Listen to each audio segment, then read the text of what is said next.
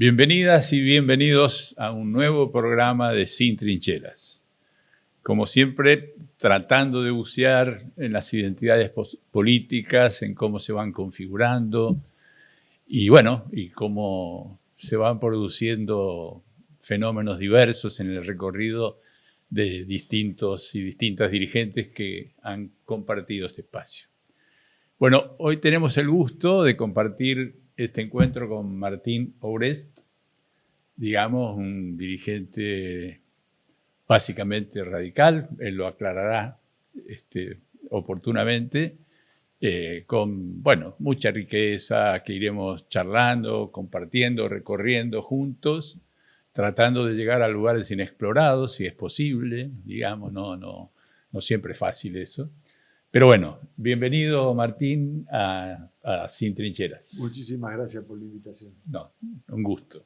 Bueno, manteniendo ese espíritu, digamos, ¿cuándo empieza cuándo imaginás que aparece tu primer deseo, imagen de la política? Y hablame un poco de tu núcleo familiar. Eso está medio superpuesto, ¿verdad? Porque mi núcleo familiar, yo soy hijo único, la maldición de los hijos únicos, y mi padre era un afiliado radical, diría yo, bastante de los sectores más progresistas del radicalismo en la época de Perón, estamos hablando, ¿verdad? Claro. Sin llegar a estar con Quijano. No fronteras tanto adentro del radicalismo, diría que su ídolo, que siempre lo repetía, era, y por algo digo tiene que ver la cosa, era Crisólogo Larralde. A pesar de que él no era de la provincia de Buenos Aires, nosotros somos de la ciudad de Buenos Aires, toda la familia. Era así descendiente, somos descendientes de una familia francesa de poco dinero, no demasiada instrucción y mucha carga ideológica francesa, ¿verdad? De la izquierda francesa. ¿Que llega acá en qué año? Que llega acá a principios de siglo. Pero mi primer recuerdo, por decirlo una cosa política, eran los títulos de la historia de la Revolución Francesa de Jean Jaurès, escritos en francés que no entendí un pepino. Era una edición de Rústica, eran de mi bisabuela Sidoní, y era el tesoro de la casa. Mi abuela Sidoní estaba viva, de hecho yo la conocí, mi bisabuela Sidoní. De manera que yo diría que los primeros recuerdos políticos empiezan del radicalismo de mi viejo y de esa izquierda de la cosa francesa. El otro componente altísimo era que mi abuela materna, que era una mujer que vino a trabajar de sirvienta aquí en Argentina, y digo sirvienta porque ella se autotitulaba sirvienta, tenía una devoción casi religiosa por Irigoyen. Mira. Surgida que cuando vino la crisis, que después terminó en el 30, el único que entendía la cosa de los pobres era Irigoyen. Ella era analfabeta. Y creo que debe haber tenido una sola adscripción política en su vida que decía que ella era irigoyenista. Mira, o sea, la Asunción de Irigoyen la encuentra con qué edad ella, aprox. Y aproximadamente 20 y pico de años. 20 y pico de años. Vino como una chiquita, una adolescente joven, digamos, una joven, muy joven, de Galicia, y siguió. Entonces diría que la matriz es ese mejunje, digamos, ¿no? ¿Y tu madre? Mi madre era una docente enamorada de la docencia. Yo siempre la jorobé que ella era del partido docente, ¿no? Sí. O sea que ¿había discusión política en tu hogar? Eran tres, claro. No. Discusión política no. Las discusiones políticas empezaron, desgraciadamente, conmigo y como víctimas, no como protagonistas. Pero no en el seno familiar. Sí, también, claro, sí. ¿Por qué eras cuestionado? No, cuestionado no, al contrario, porque se agarraba la cabeza con cosas que fueron pasando en la vida y bueno. Por riesgos, peligros que asumías o cosas por el estilo. Sí. O sea que en ese sentido, digamos, el clima, porque la verdad que me he encontrado en general con todos los entrevistados y entrevistadas, que no, en las familias no pasó nada demasiado fuerte, Sí, digamos. Hasta ahora mantenemos sí, ese derrotero. sí. Y en tu caso también, no Sí, sí, sí, había, sí, sí, sí. Sí. digamos, bien. Y vos, tipo 70, ¿iniciás tu militancia o tu actividad política? En el 73. En el 73. Sí, yo digo que tengo dos fechas de nacimiento. 1960, que es cuando me trajeron al mundo, yo no lo pedí, pero me tocó. Y 1973, donde entré al mundo.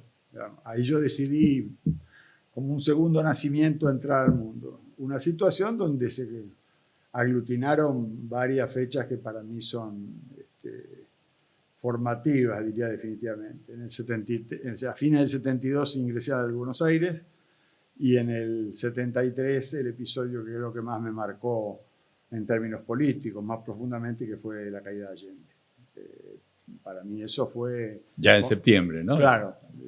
Para mí eso fue, diría yo, el disparador de toda actividad sistemática. Yo era delegado de curso ya en el 73, antes del golpe, y tenía una militancia cercana en una organización que era filo radical, pero que no era formalmente radical, tenía un nombre estrambótico, que era Fuerzas Radicalizadas para la Liberación Nacional. Mira vos. Una cosa rarísima. Y qué interesante figura que también siempre me ha conmovido, Salvador Allende, en un contexto de época y con una valoración hacia Salvador Allende, si bien el camino revolucionario era a través de la institución, nunca te tentó la radicalización desde el lado del peronismo más, nunca. No, y confesión de parte, y aparte porque es rastreable, digamos. Dentro de toda esa camada de mi generación y en años posteriores, era, te diría yo, el que más chocaba, incluso en asambleas y públicamente, con el uso de la lucha armada. Ya en años, te estoy hablando, 74, 75. Después la discusión de la lucha armada, desde mi punto de vista, más allá de la toma de distancia y de esto, pasó un segundo punto, porque en el marco del terrorismo de Estado seguir discutiendo la lucha armada ya era otro negocio, ¿verdad? Así es. Le daba de comer a otra gente que no tenía nada que ver y además no era lo que había que defender. Es un absurdo seguir con eso, pero yo te diría que no, que siempre tuve un alejamiento y una discusión y un debate fuerte. Pero fuerte. Muy fuerte. De tolerancia en términos que eran compañeros que habían tomado, desde mi punto de vista, decisiones políticas que no eran correctas, pero con diferencias muy fuertes. Claro, porque supongo que en el seno del Buenos Aires, ¿vos ingresaste al Buenos Aires en qué año? Fines del 72. O sea que en el seno de Buenos Aires también se produce una fuerte identificación y diversa. Sí, claro. Ahí. Sí. Claro.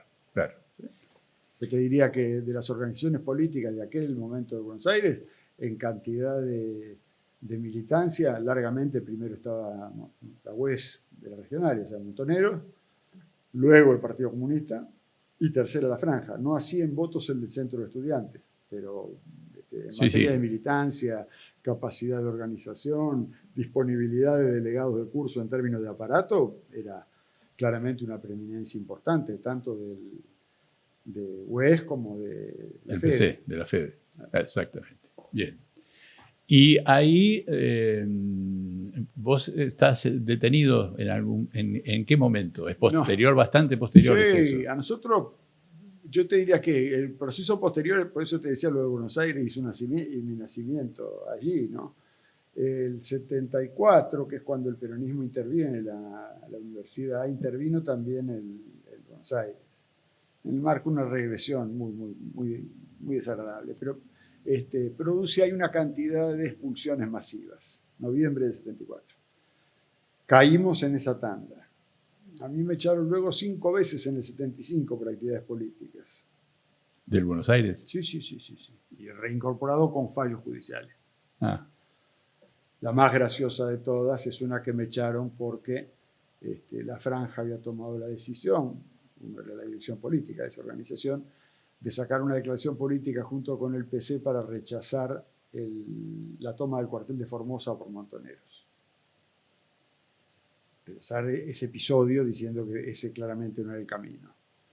Me agarran, me echan por actividades políticas, recurriendo al artículo de la ley universitaria que había sancionado el Congreso 2 años antes, y me rajan por repudiar el ataque. Una cosa graciosísima, pero bueno. Finalmente me reincorporan. A fines del 75 tuvimos un episodio terrible en casa, se metieron adentro, balearon la casa, rompieron todo. Me echaron definitivamente de Buenos Aires y a partir del 76, cuando se corta la actividad política formal, yo empecé a laburar con el tema de derechos humanos y en septiembre del 76 me detiene por primera vez en una operación ilegal. Ahí en la zona de San Telmo. ¿Pero quedás a disposición de poder? No. ¿Cómo habrá sido que me legalizan días después como habiendo ejercido la mendicidad en la vía pública? ¿La medicina? Mendicidad. Ah, mendicidad. Vagancia y mendicidad en la vía pública. Ese es el argumento. Con que me liberé, porque me tenían que hacer aparecer de alguna manera. Claro. Entonces, cuando me legalizan, aparezco con mendicidad en la vía pública. La gracia de todo esto, porque la vida te saca la lengua varias veces a lo largo del devenir, es que el expediente queda y como al año y medio me llama el asesor de menores del tribunal a ver cuál era mi situación de calle o de mendicidad. Y lo gracioso es que le empecé a explicar a este hombre cuál era la cosa. Y él llama a su jefa, supuestamente. Y esta mujer escucha y dice, bueno, cerremos esto y se va. Esta mujer luego terminó militando con nosotros 5 años después en el radicalismo, y me la encontré 5 años después habiendo sido quien cerró mi expediente de mendicidad en la vía pública. Qué curioso. Bueno, entre tanta tragedia, mendicidad es algo pintoresco. La nada misma. La nada misma, exactamente. Y te pregunto, ¿ese grupo que ingresa a tu domicilio, de qué se sabe de qué o se supo? Ellos pintaron en las paredes Comando Libertadores de América, con aerosol y radical hijo de que vamos a pasar a mejor expediente, ¿verdad? Pero nunca supimos bien qué era. Y cuando estuve detenido en el 76 me interrogaron claramente de 3 lugares distintos, porque cambiaba el interlocutor y cambiaban las preguntas, aunque el tema más o menos era el mismo, ¿verdad? ¿Para qué se juntaban los datos? ¿Cuál era el objetivo? ¿Qué carajo teníamos que ver nosotros con? Claro. Bien, y en ese recorrido de la dictadura tenés militancia radical, pero te afiliás en el 82, ¿digo bien? Y porque la afiliación estaba cerrada. Claro, la afiliación no estaba cerrada. En cuanto se abre la afiliación, me afilié al radicalismo. Bien. Seguí militando todos esos años de radicalismo. Sí. Y había armado un pequeño grupo, una pequeña oficina en el Comité Capital del Radicalismo, que estaba en la calle Tucumán al 1600, en la Casa Radical de la Capital Federal, donde recibíamos, dentro de todo, gente que hubiese tenido dificultades y se la pasábamos a la PDH. Claro, porque vos militaste en la PDH un tiempo. Sí, claro. Y me imagino que en ese clima y habiendo transitado eso, la primavera de Alfonsín te impactó mucho. A ver, es una cosa rara, ¿no? Porque la primavera, hasta en el físico, ¿no? Uno la vive como de afuera. O sea, la primavera vos te recibe. Uno el proceso de recuperación democrática lo vive como un parto dificilísimo. No. O sea, no fue la primavera. Ajá. Fue otra cosa. Otra cosa que estaba cruzada por amenazas, por episodios cercanísimos. El episodio de Malvinas, no solo con lo que representa, voy a contar una anécdota, no la he contado muchas veces, pero cuando Alfonsín plantea en Malvinas que aquellos que decían que era un carro triunfal iba a terminar un carro atmosférico, no había ninguna certeza que eso terminara mal para la dictadura. Y estábamos charlando un día con varios de los dirigentes de la Juventud Radical, que después, bueno, no hace falta hacer los nombres, pero son conocidos por todos. y no me acuerdo quién fue, debe haber sido el mudo Alconada Semper, porque tiene esa gracia propia de él. Dice, che, ¿y si esto les llega a salir bien? Se queda mirando el infinito y dice, hay que salir cagando todo. Claro. Porque era sin red. Es decir, nosotros salimos a decir que era una aventura que iba a terminar mal, que era una locura, que en un momento donde la gente estaba en otra longitud de onda, ¿verdad? Entonces tampoco es que lo viviste eso como diciendo, es un decurso que sale rapidito. Tampoco la situación interna dentro de los partidos y de las organizaciones sociales era una alborada. No fue una cosa de alborada inmediata. Un trabajo dificilísimo. Muy difícil, claro. Y además, si tenías algún compromiso cierto, efectivo, de militancia, con lo que eran los organismos de derechos humanos de aquella época, que fueron muy distintos los organismos de derechos humanos después, no estoy diciendo ni si mejores ni peores, muy distintos, de naturaleza distinta, las dudas, las complejidades y los dolores que te agarraban tenían otro componente, que la primavera era primavera Manontropo, ¿verdad? Obviamente. A decirlo de manera sencilla. Hoy se ve todo muy, muy fácil y, como vos bien decías, de la primavera. Sí. Yo lo imagino soleado y habiendo militado en derechos humanos yo también. Lo vivo soleado y lo sigo imaginando soleado.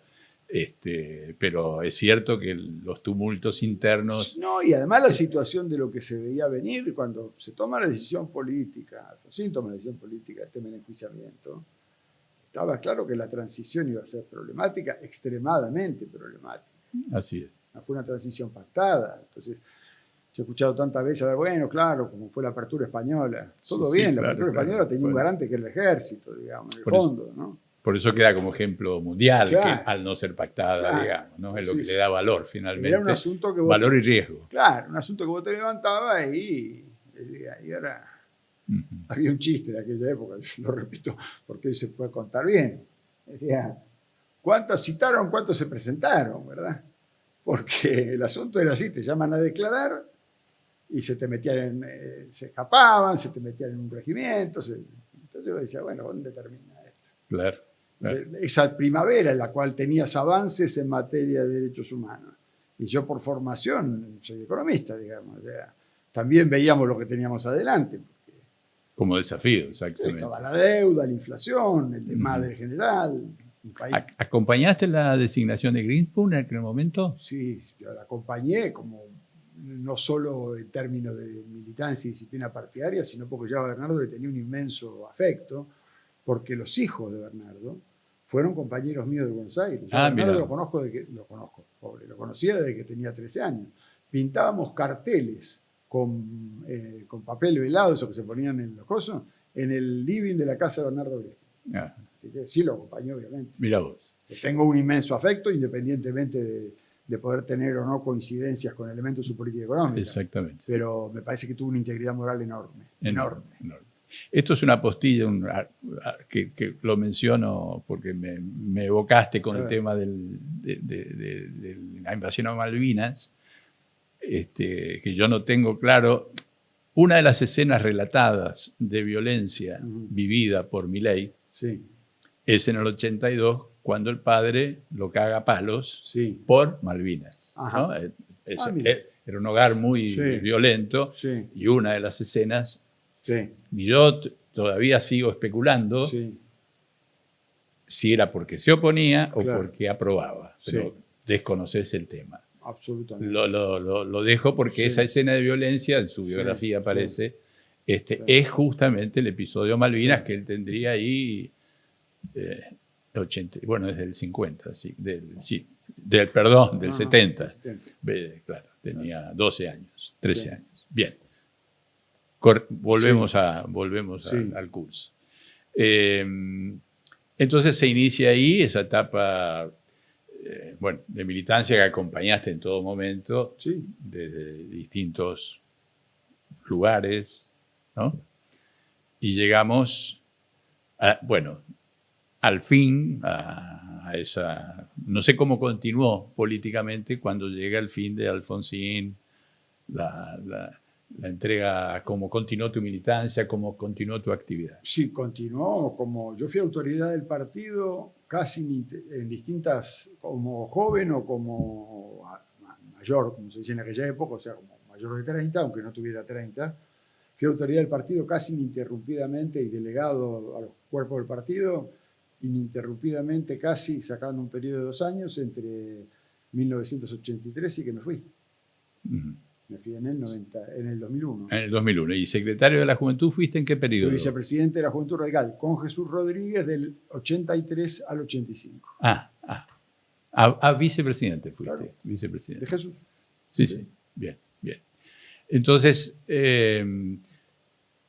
llegamos y un episodio que me gustaría conocer cuál fue, porque yo lo descubrí con Federico Storani acá, entre otros.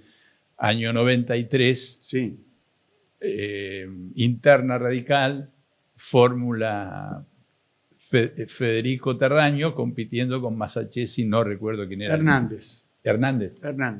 La tuta Hernández. Bien. ¿Cómo te posicionaste en esa elección? Yo a muerte con Freddy. A muerte con Freddy. Sí. Y Raúl no acompañó. No. Tuve entre los que fue a ir a hablar con él. Fuimos varios a hablar con él. Y no había manera de un episodio persuadirlo. Complejo, ¿no? ¿Y los motivos de Raúl cuáles eran? Los legítimos, los que pensabas. No, yo no puedo decir si alguien tiene motivos legítimos o ilegítimos. Pero desde tu perspectiva. No, tampoco. Tampoco. Yo no le otorgaría a ninguno la legitimidad o ilegitimidad a un principio. Parece que él tenía su visión de cómo había que llevar adelante la transición, del radicalismo del llano a eventualmente la recuperación del poder. Tenía una visión de los equilibrios internos, donde era el centro vascular de esos equilibrios. Esto claramente lo desplazaba en términos históricos a un lugar muy lejano, ¿verdad? Me parece que él no estaba preparado para esa transición. Y te diría algo más. Me parece que él, en algún punto, yo hablé muchos años después con él, cuando yo ya no estaba en el radicalismo, nunca terminó de capturar, aún en su momento de mayor lejanía, digamos, cuando yo estaba muy mayor, cuánto de derecha compleja había en el radicalismo aún de esos años. ¿En esos años dijiste? En esos años, sí. Yo creo que ¿Él subestimó, decís vos? Sí, no subestimarlo en el sentido de decir no existe. No, la dimensión. Que eso era manejable y que se podía administrar, del estilo, bueno, conservadores hubo siempre, gente de derecha hubo siempre, es un partido muy grande, ¿no? Y que había cosas que no habían, que podía ser gente más o menos gorila, más o menos antiperonista, más o menos derechosa, pero que el caudal seguía. Y me parece que del mismo modo que la sociedad había cambiado muchísimo, eso también. Y había cambiado mucho. Entonces Masachesi no era solamente un señor que era un desastre, un rústico de la política, un aventurero, sino que era la expresión de... Yo escuché cantar, y canté, no voy a decir, Masachesi Botón, sos amigo de Menem. Entonces, Masachesi Botón, sos amigo de Menem, implicaba una connivencia bastante más profunda que una mera oposición interna entre la fórmula Storani-Terraño versus Masachesi-Hernández. Esa otra cosa. Menemismo era un episodio histórico muy relevante, que había que desteñir para analizarlo de las peculiaridades que podía tener Menem como persona, lo mismo que ahora. Si te perdías en los entresijos de jugar al psicólogo social con Menem, el menemismo se te pasaba como un fenómeno histórico y te encontrabas viviendo en otro mundo en esa época luego, ¿verdad? Y esto tuvo que ver con eso. Bien. Vos sabés que mencionando desencuentros que tienen para mí intención de futuro, recordándolos, el 95, perdón, si uno sumara los votos de Masachesi y sumara los votos de Bordón, era muy probable que Menem quedara derrotado. Sí, claro. ¿Sí? Como síntoma de un encuentro que en ese momento era imposible. No, fue imposible, no. Yo quiero hacer una aclaración. Mira vos. No. ¿Vos decís que hubo intentos? Bueno, En el año 90 y... No por el molino, yo digo desde el deseo de Massachusetts. No, de Massachusetts, obviamente. El molino sí fue un intento consistente y por eso Alfonsín tampoco lo sostuvo. No, maravilloso. El molino se hizo precisamente para entender que lo que había era una reconfiguración del sistema de dominación de la Argentina que no alcanzaba con las identidades anteriores ni con las formas de organización anteriores, que las culturas que estaban chocando no terminaban de abarcar los elementos nuevos y que había que incorporar nuevas culturas y nuevos perfiles para afrontar esas cuestiones. El molino fue un intento de eso. Absolutamente. Por eso generó tanto rechazo. Sí, yo me refería que no lo pensé nunca desde la voluntad de Massachusetts. Massachusetts no quería ser candidato y que le fuera bien y no sé qué más. Sinceramente, para mí es un personaje que sí, no de envergadura. No merece demasiada consideración, ¿verdad? Fue parte de una operación, como tantos otros, ¿verdad? Ahora, el tema del molino es mucho más complejo, porque el tema del molino levantó vísceras internas adentro del radicalismo, que después aparecieron varias veces. A nosotros nos tocó también, por haber sido solidarios con el tema del molino, que gente de algún sector del radicalismo, en particular el del arroguismo, no gritara ni Olivo ni el molino. Mira vos. Es decir, ni el pacto de Olivo ni el acuerdo de Molino, ¿no? Jugando una estrategia de vísceras adentro del radicalismo, ¿no? De decir, bueno, levantemos la lista 3 porque todavía, o porque tenemos un candidato ganador. Ahora, eso dejaba de lado que había una reconfiguración brutal de la sociedad argentina, que había que mirar desde otro lugar, y además con los límites que también presentaban tus socios. ¿Qué quiero decir con esto? Nosotros íbamos a la discusión con lo que después fue el Frepaso, con Bordón, con Álvarez, con todo el grupo del Frepaso, sabiendo que ellos, por ejemplo, había un elemento que te lo decían directamente, nosotros la convertibilidad no la discutimos. No se puede discutir la convertibilidad. Y nosotros, más allá de que no estábamos planteando una ruptura de la convertibilidad, decíamos, miren, con este sistema vamos a un cadalso, esto hay que verlo. Entonces también era un ejercicio de orfebrería, unificar el planteo de transparencia, limpieza, de resguardo a la ética que planteaba en buena medida Chacho y Bordón, con un asunto de decir, miren, esto está muy bien y hay que hacerlo, pero cuidado porque mantener incólume la lógica de las privatizaciones, la apertura de la cuenta corriente de balance de pagos, el atraso cambiario y demás nos va a llevar a un lugar impensado. Sí, claro. ¿Y vos pensás que había alguna chance política de oponerse a la convertibilidad y ganar? Yo no sé si de oponerse a la convertibilidad y ganar. Lo que estoy seguro es que si uno no señalaba los límites de la convertibilidad, perdía en términos históricos. Estamos pagando eso hoy. Claro. La falta de coraje. No en la coyuntura, pero sí en términos históricos. Voy a hacer un reconocimiento póstumo de esto. A Alfonsín y a Zurruy. Los dos estaban convencidos que la convertibilidad era insostenible en términos de tener un proyecto de país adentro. A Raúl lo acusaron 200 millones de veces de estar en el club de la devaluación, estas pavadas que dicen ahora. Y adentro del gobierno de la Rúa y adentro del radicalismo, como sabían que Alfonsín regularmente hablaba con Zurruy, decían que era a Zurruy el que le llenaba el coco, diciéndole que Zurruy era absolutamente enemigo de las devaluaciones, digo esto para entender, por el costo que quién las paga. Pero estaba claro que ese sistema era insostenible. Ahora, Alfonsín tuvo la resiedumbre moral y Juan Zurruy la resiedumbre ética y profesional de decir que ese era un sistema que te llevaba al cadalso. Si se hubiera entendido eso con lo que estaba produciendo, buena parte de las contrapartidas que se hicieron luego para salir del sistema de evaluaciones salvajes, especificación asimétrica, y si hubiese trabajado con seriedad de antemano, seguramente los costos habrían sido menores. Sin duda, claro. Como se dijo, no te podés oponer a la convertibilidad, había una frase famosa de Adolfo Canitró que decía, el problema de la convertibilidad no es que vos salís, es que te sacan. No es que vos decís, che, me voy, no, te peten una patada, tenés una crisis externa, tenés una corrida y te sacaron de la convertibilidad. Entonces, si no querés que te saquen, buscá por dónde te vas a bajar. Tratá de elegirlo vos, el camino. Tratá de elegirlo vos. Simple y sencillo. Bien, y ahí en esa etapa, digamos, llegás al 2001, vos participás dentro del Ministerio del Interior. Yo fui primero en el Ministerio del Interior, viceinterventor federal en Corrientes, fui el delegado de Storani de la intervención federal en Corrientes, con Mestre como interventor.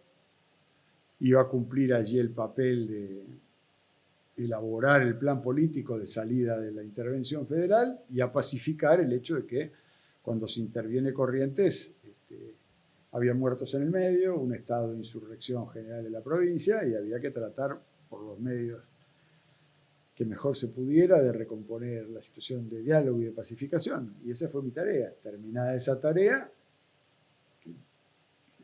parece que esa parte al menos parece que se hizo razonablemente bien, obviamente con los costos que había, porque, repito, había una situación donde había fallecido gente en la masacre del puente. Volví a Buenos Aires, me incorporé a Interior y me quedé ahí en Interior junto con Freddy hasta que asumió López Murphy. Cuando asumió López Murphy, se le dijo a De la Rúa que hasta ahí llegábamos nosotros, nos fuimos del gobierno, y en el momento que el radicalismo toma la decisión de incorporar a Cavallo, ahí ya fui a verlo yo a Federico Storani, lo fui a ver a Alfonsín, con quien tenía además con Alfonsín una deuda casi de vida, porque las 2 veces que estuve yo detenido, tanto en el 76 como en el 78, uno de los tipos que más hizo para que a mí me soltaran de esa situación penosa fue Alfonsín. Entonces, con esa situación penosa cuesta y con haberlo acompañado durante 2 años, dije, mire, yo acá no puedo seguir. Y me fui al radicalismo. Y te fuiste al radicalismo. Bien. Decía, entró Cavallo por una puerta y me fui yo por la otra. Exactamente. Bien. Casi coincidente con Freddy. No, Freddy siguió en el radicalismo. Ese es el problema. Claro, vos te vas del radicalismo, perdón. Sí, además del gobierno, no solo del gobierno. Yo me fui, siempre lo repito, me fui con Freddy del gobierno sí. y por Cavallo del radicalismo. Del radicalismo. O sea, sí. Con uno me fui y con el otro por. Perfecto, entiendo. Bien. Y el clima del 2003, sí. el clima nestorista, para decirlo, ¿cómo te llega vos? ¿Cómo te impacta? ¿Cómo lo recordás vivencialmente? Yo no sé si el 2003, es medio complicado el 2003 en sí, ¿no? Pero el 2003, porque el 2003 fue un amasijo, estuvo el lío electoral, la multioferta, ¿no? Si salió en una elección, sale primero Menem. Yo en esa elección del 2003 milité la candidatura, digamos, dentro de apoyé la candidatura. ¿La de Moró? ¿De Moró? No, de Carrió. La de Carrió. Carrió Giustiniani, creo que fue la fórmula. Carrió Giustiniani, sí. No, el radicalismo me parece que había entrado en una deriva. Bueno, no me corresponde a mí comentar eso. Entonces, el 2003 para mí es ese amasijo. Sobre la experiencia de los primeros años del kirchnerismo, lo he dicho tantas veces que parece medio, ¿cómo se llama? Ropa vieja esa que te pones para la fiesta, digamos. Y todo me dice, mira, tiene el mismo traje del casamiento anterior. No vamos a repetir igual el mismo traje. Yo tuve con el kirchnerismo un sentido de una percepción inicial de que era una lógica de oportunidad histórica irrepetible por el sistema de resquebrajamiento que había. Hasta veía la elección que lo llevó al gobierno, que iba a ser una experiencia conservadora, que iba a tomar, y lo dije públicamente, una cosa que trajo muchos dolores de cabeza en el 2005, 2006, que dije que iba a ser progresismo de clases medias, digamos, ¿no? Porque el miedo, no quiero alargar los argumentos, pero el kirchnerismo es hijo del miedo de ver la movilización de los sectores medios, no de los sectores populares. Esta es mi percepción. Sí. Ahí había que neutralizar. Y ese era el problema. Entonces había que tomar una serie de disposiciones que eso neutralizase.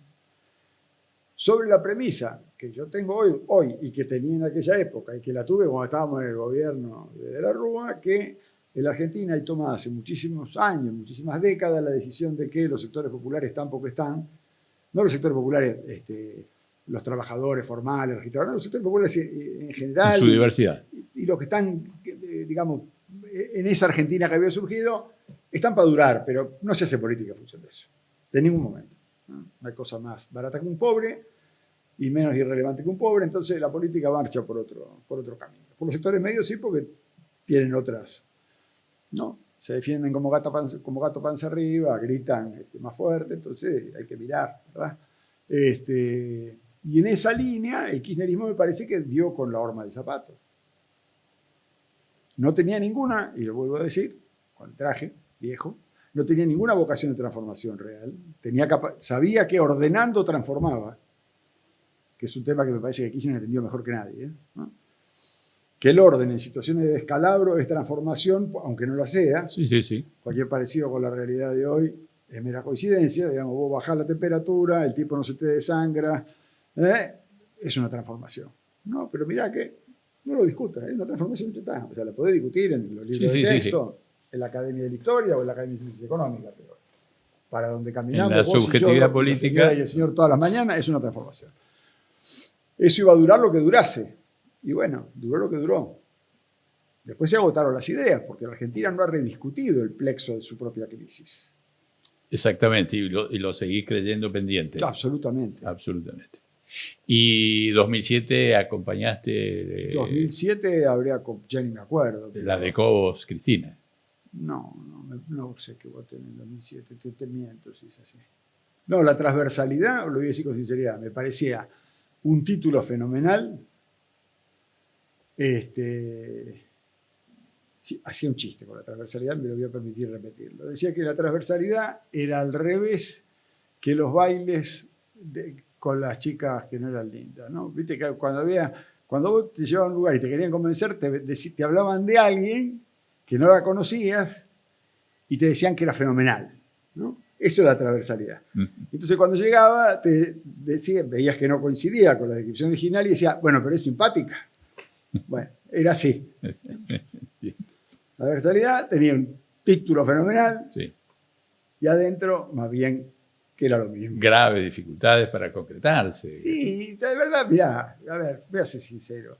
Si vos mirabas los sujetos de este lado del mostrador, no de este lado del mostrador mío, sino del lado del mostrador que no era el que enunciaba la convertibilidad, y veías los sujetos que lo llevaban adelante, me decía, ¿eso es esto? Digamos, o sea, Cobos, Cornejo, parte de los radicales que se fueron, Alberto Fernández, aquel Alberto Fernández, no este pobre Cristo que le colgaron el muerto ahora, aquel Alberto Fernández que es este mismo, pero en aquel tiempo, no es que tuvo una deformación en su ADN y apareció otra cosa. Esto va a ser lo que va a romper la matriz sin sistema de partido, o sea, convergencia sin sistema de partido, te calancheo 10, 15, 20 acá y... Sí, ahí yo distingo dos cosas. Para mí la fórmula Cristina Cobos es una fórmula que no corona ningún espíritu de transversalidad, me parece oportunista y electoralista, claro, digamos, como concepto básico. El inicio de Néstor, claro, el intento de la transversalidad, ahí tenía me parece, claro, otra intencionalidad que se encuentra con la orgánica PJ. Sí, claro. Y sí, manejar eso, claro, administrar eso era muy complejo. Pero por eso digo, yo no estoy quitándole claro, ni intención ni virtud. Él además necesitaba, Kirchner, establecer un proceso de legitimidad propia. Más allá de cualquier orientación ideológica, necesitaba legitimidad propia. La legitimidad la tenía, por un lado, pactando con el aparato del PJ y por el otro lado, poniendo patas afuera para no quedar preso de eso. En términos de racionalidad política, es correctísimo. Sí, pero yo creo que es como primera instancia, sí, él es como tomando Santa Fe. Creo que la intención inicial es, me acerco a Wiener, claro, y me aparece Obeid, sí, como con todos los efectos que, claro, generaría mi acercamiento a Wiener. Claro. Y ahí eso empieza a quebrar la posibilidad, claro, de una transversalidad, claro, consistente. Claro. ¿No? Sí, sí. Bien, entonces 2011, Ricardo Alfonsín, ¿ahí estuviste con tu voto? Y sí, debo haber estado. 2011... Es cuando gana Cristina el 54, Wiener segundo, no, con Wiener, y Ricardo... Con Wiener. Ah, estuviste con Wiener. Sí. Fui candidato a diputado con Wiener. Ah, fuiste candidato a diputado con Wiener. Sí. Candidato a diputado por la Ciudad de Buenos Aires con Wiener. Ah, mira. Sí. Yo la lógica de reconstrucción de lo que sería un frente, como en aquel tiempo se llamó Frente Amplio Progresista, la he mantenido incólume, más allá de las vicisitudes electorales. Bien. Y el tema del acuerdo con Hermes y con el grupo del socialismo de Santa Fe siempre. Y vos en ese tránsito, Sí. en ese camino, lográs advertir en tu sensibilidad Sí. cierto costado antiperonista problemático ¿Mío? en tu disposición. Sí. No, por una razón muy sencilla. Lo omití antes de decirte una cosa. Yo soy criado en Lugano, Villa Lugano. Villa Lugano durante décadas fue llamada la capital del peronismo. Yo no concibo la cotidianeidad sin el peronismo, porque... Pero puede ser opositor o no. No, pero vos podés ser opositor. Opositor es una visión distinta de las cosas. Sí, Yo hay cosas del peronismo que no me van ni en crudo. Y hay cosas que pienso que tienen que estar. Pero la lógica del antiperonista es una cosa bastante más compleja que ahí te tomo el 50 y te dejo el 50. Es otra cosa. Yo esa otra cosa que es, no, viste, ya me huele mal, pienso que, les presumo que, no la tengo porque si no, no podría haber salido a la calle. Entiendo. Pero sí había muchos en ese mundo amplio progresista Sí, con claro. ese perfil. Sí, claro, sí. Y lo había también dentro del radicalismo. Obviamente.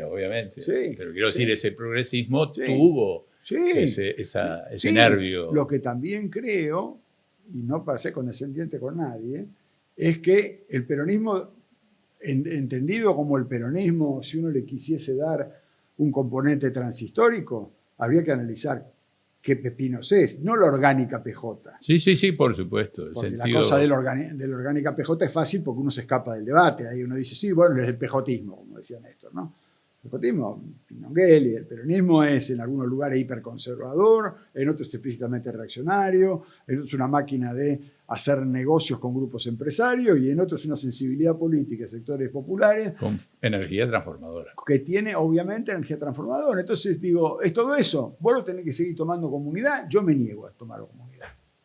Yo, Martín, Sí, me niego a tomarlo claro. comunidad. Ese sapo no me lo quiero comer. Claro. Y cada vez que me lo quieren vender, así lo traigan envuelto en una bolsa de seda, le digo, llévatelo porque esto a mí no me lo vendes. No me lo creo. Sí. Y entiendo que tienen que hacer un ejercicio superior para que ese sapo no pierda nada por abajo, entonces todo el tiempo andan cambiando el envoltorio, pero ese sapo así entero no me lo como. Bien. Ya estamos más acá y de alguna manera, si vos tuvieras que, lo pregunto habitualmente, si tuvieras que mencionar ese gesto, ese acto político del cual dirías, estoy arrepentido de haberlo hecho, con el diario del lunes lo tendría que haber hecho distinto, igual. Sí. En aquel momento no acerté. ¿Tenés alguno? Y tengo mucho, ¿no? Cuando uno dice mucho, yo necesito uno. Sí, no, estoy pensando que sea más representativo. Claro, el más representativo de eso. Sí.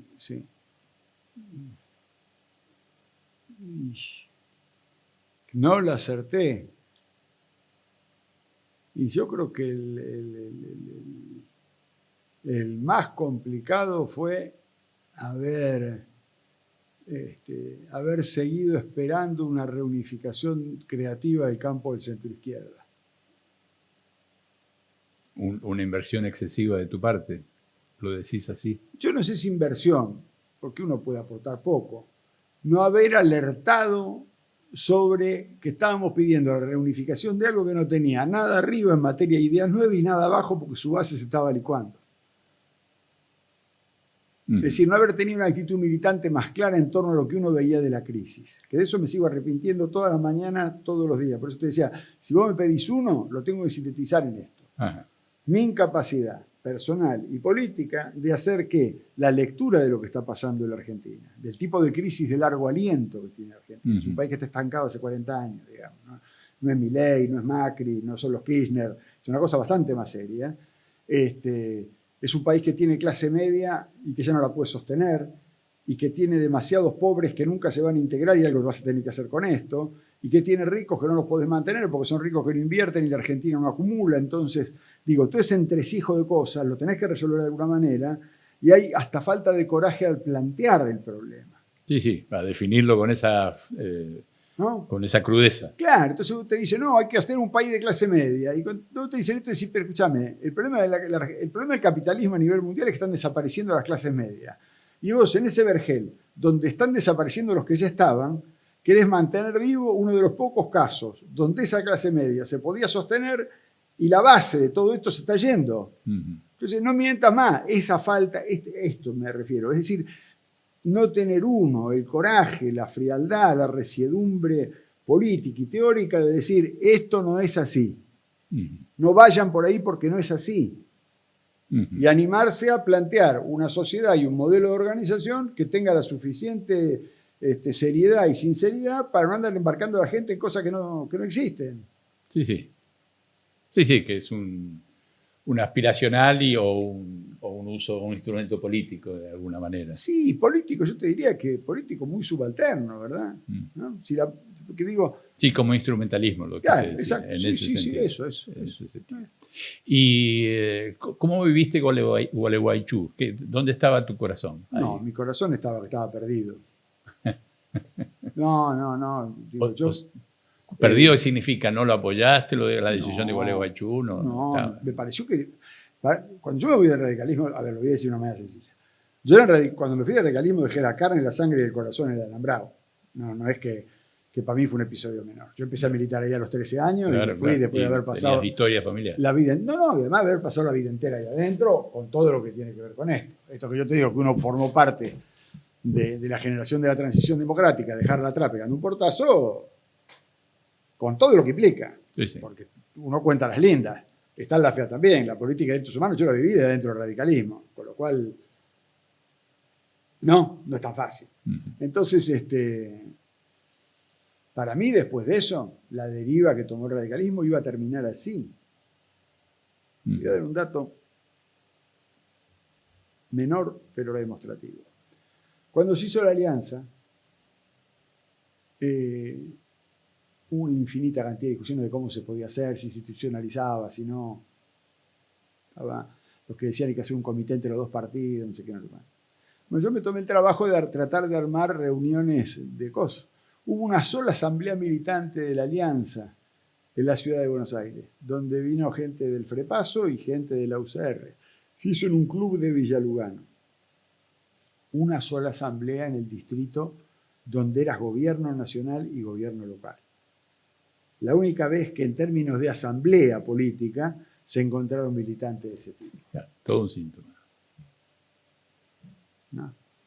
Todo un síntoma. Entonces, esta cosa de descreer de cierta cosa, ya para mí estaba jugada. El Gualeguaychú fue el moño de eso, ¿verdad? Te escuché decir, hay un tema, yo suelo decir de alguna manera que la democracia es el contexto que habilita la lucha política y la conflictiva política desde una opción no violenta. Cuando digo no violenta, lo digo en el sentido más esencial, que no se define sobre el amigo enemigo, no se constituye de esa manera. ¿Sí? Ese es el contexto, digamos. O sea, desde mi punto de vista, la democracia no fracasó. Desde mi punto de vista, fracasaron las políticas a su interior. Sí. ¿Compartís esa idea? A ver, una leve matiz. Yo creo que la democracia es un modelo de sociedad, no es un régimen político.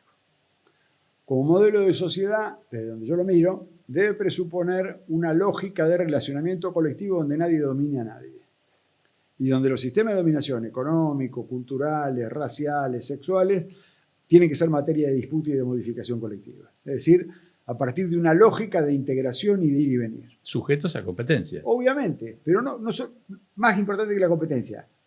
A diálogo, a conversación, a puesta en común.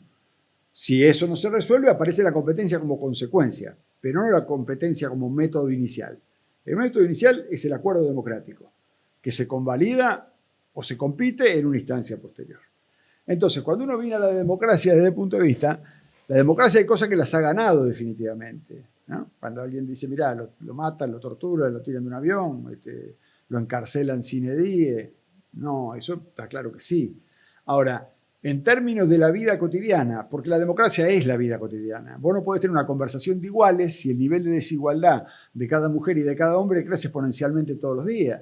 Entonces no hay conversación posible. Primero porque hay un lugar común. Los sectores, se pierde la comunidad. las élites se van a un lugar y los otros quedan vegetando donde sea y además empiezan a desconfiar entre sí, que es la guerra de pobres contra pobres o de integrados contra desintegrados o el título que a vos se te ocurra, y entonces no hay conversación posible. El problema de la democracia es que fracasó en las condiciones materiales que permiten esa lógica de igualdad. Entonces mantiene una parte que tiene que ver con el respeto a las libertades democráticas, la integración del sistema político, que son imprescindibles para la convivencia, pero está faltando la otra parte de la convivencia, que es tarea de la política. Obviamente, que son las condiciones materiales y sociales de la reproducción de cada mujer y de cada hombre. Sin discutir eso, la democracia es un entretenimiento de los que están satisfechos. Sí. Por ahí una especie de síntesis brutal, me gusta decir la democracia política como ese escenario que permita avanzar hacia la democracia económica, Ajá. de alguna manera. ¿Sí? Yendo un poquito más,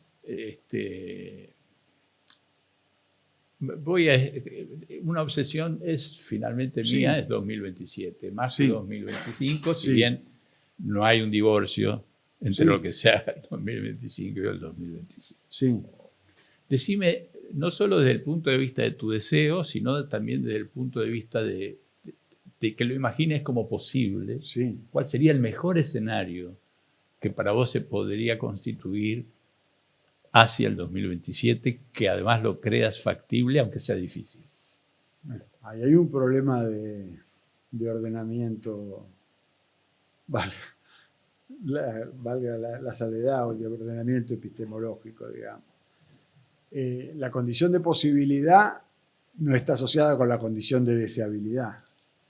Entonces uno puede decir, mira, yo querría que pase tal cosa, pero de ahí a que sea posible... Yo digo articularlos. Sí. Yo creo que la mejor manera que puede existir es abrir un espacio en serio para discutir qué está pasando en la Argentina de hoy. Y hoy no está pasando eso. El riesgo alto es que tengas una repetición de un ciclo de derecha en 2027, altísimo, sea porque este experimento resulte, entre comillas, razonablemente exitoso con sus propios objetivos, baja de la inflación, domesticación de sectores sociales, lo que sea, o sea porque entre en un crash, porque choque la calecita, dicho al bruto, y entonces el tipo de salida sea un acuerdo de gobernabilidad basado en algo más o menos parecido. El problema que hay hoy para desear otra cosa es que para desear otra cosa hay que ver cuál es la cosa, y la cosa no se discute. ¿Cuál es el modelo de sociedad o la expectativa de esperanza que vos le podés dar a cada mujer y a cada hombre hoy para que diga, no, mira, este no es el camino, hay que ir allá? ¿Dónde está la discusión de ese allá? Más que no es acá. La gente no se va de un lugar porque la tratan mal, porque si no el capitalismo habría perdido hace 500 años la elección histórica. La gente se va más allá, a otro lugar, porque encuentra condiciones de esperanza que la llevan a un lugar. Milei llega a donde llega porque representó condiciones de esperanza. Si vos no generás otras condiciones de esperanza, que implique la construcción de un sendero, pero sobre todo la construcción de un objetivo, estás muerto, aunque ganes la elección, porque vas a terminar gobernando con el programa de la derecha de ese momento. Los que supongan que la derecha es Milei, o este experimento ultramontano, de ultraderecha, y que solo es eso, están profundamente equivocados. En Argentina hay en curso una reconversión social de largo aliento. No es broma. Entonces, si uno no se pone a mirar esto y dice, che, ¿qué clase obrera va a haber? ¿Quiénes van a ser los trabajadores del futuro? No la bobera nada más de decir los peligros de la inteligencia artificial. ¿Qué va a pasar con los que sabemos que la inteligencia artificial no lo va a tocar ni de lejos? ¿Qué vas a hacer con los pibes que hoy son los nietos pobres de los chicos pobres de cuando en el Frenapo, en el año 2000, nosotros decíamos en la Argentina la mitad de los chicos son pobres, la mitad de los pobres son chicos?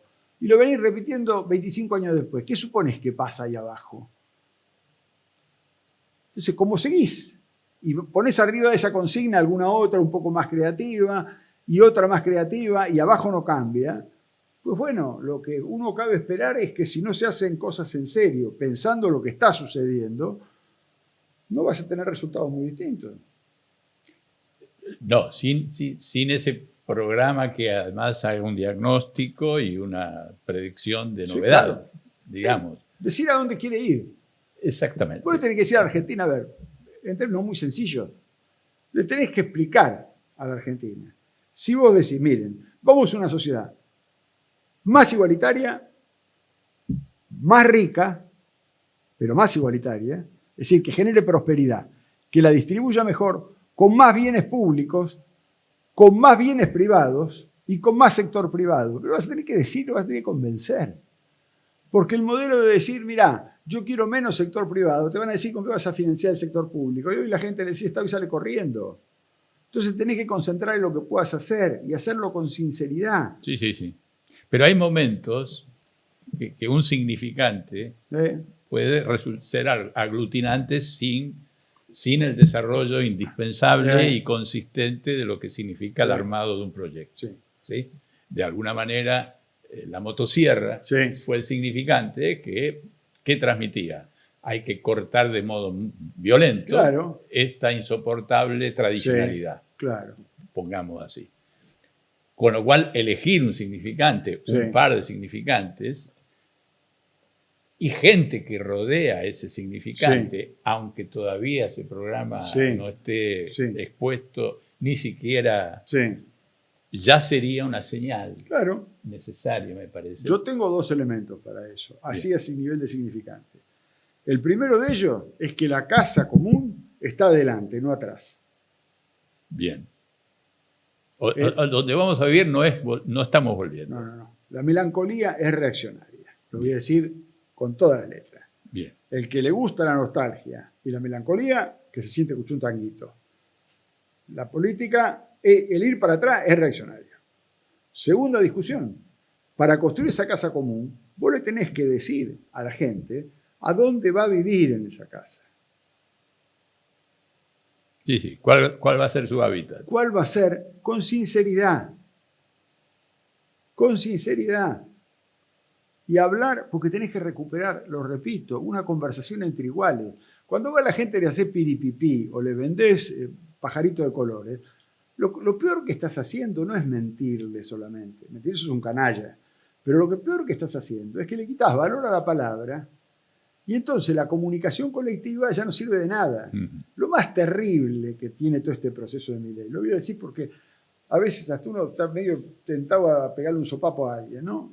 Cuando te dicen, la gente con toda razón en la calle, dicen, este tipo no nos cagó, nos dijo que iba a hacer lo que iba a hacer y lo está cumpliendo. Cuando yo me crié en política en los 60 y los 70, era valor entendido que lo que se decía se cumplía.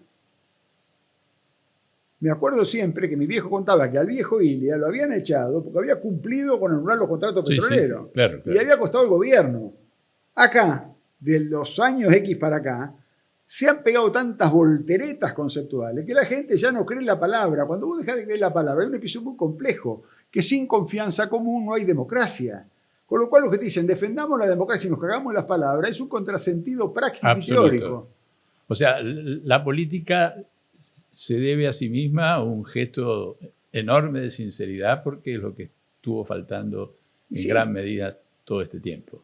Aunque haya un costo político por la sinceridad. Porque hay un problema que es cierto, que la representación está en crisis.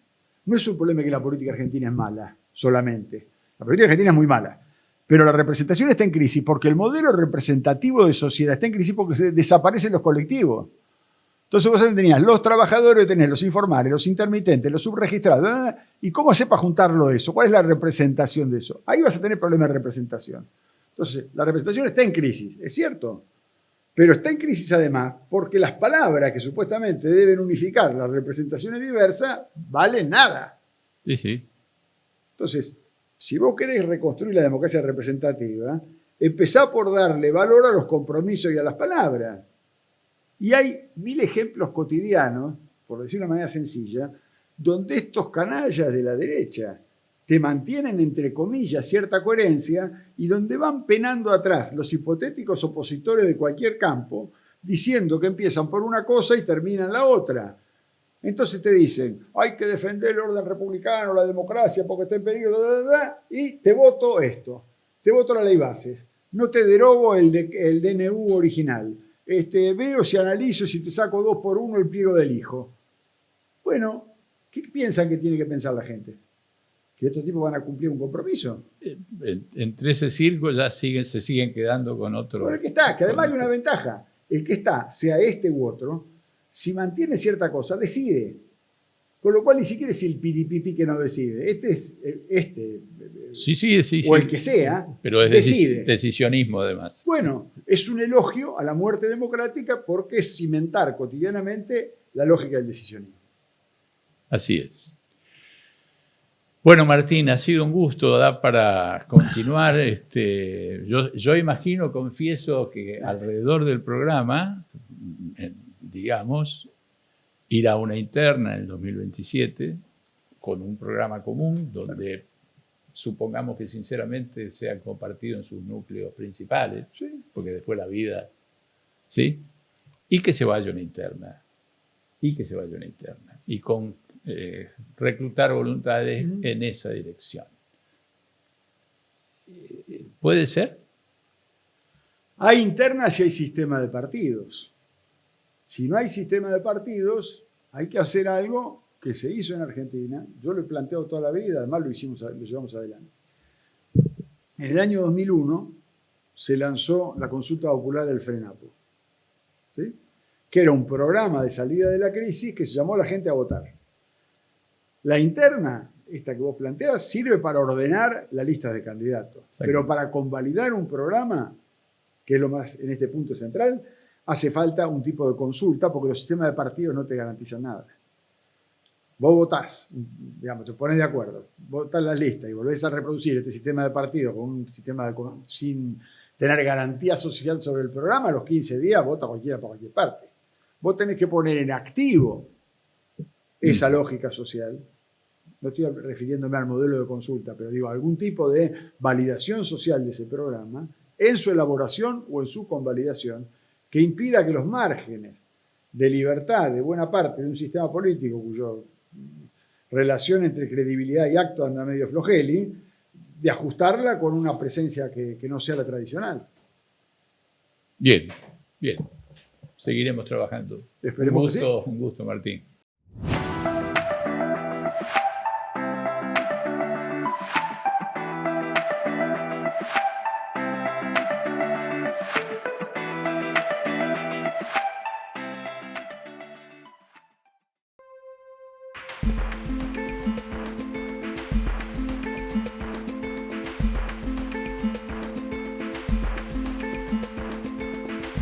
En mi cuerpo podés ver un río que esconde un mar y un mar que guarda un gran motor. Un océano complejo. Una noche de abril, el teléfono sonó y de ahí salió tu voz. Secándome por completo. Me dijo que no iba a hacer falta. Pero al final yo pude ser la guerra y vos. La guerra y vos.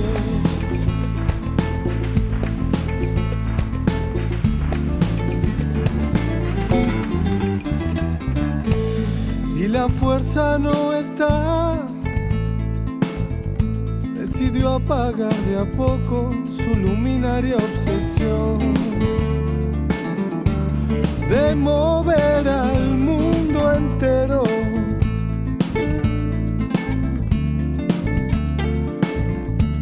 De colonizar tus besos. Me dijo que no, que ahorre mi tiempo,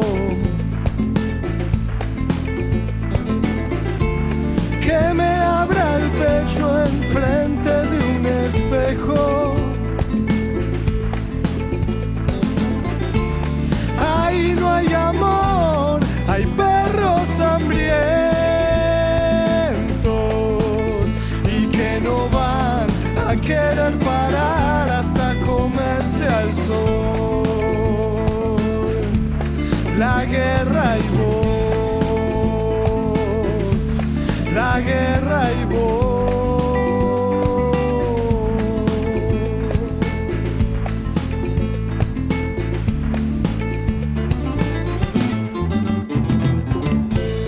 Ya no me puedo esconder, ni en un tercio de tus ojos tu mirada se perdió. Con el humo y la gente me dijo que no iba a hacer falta un río de sal envuelto en arena.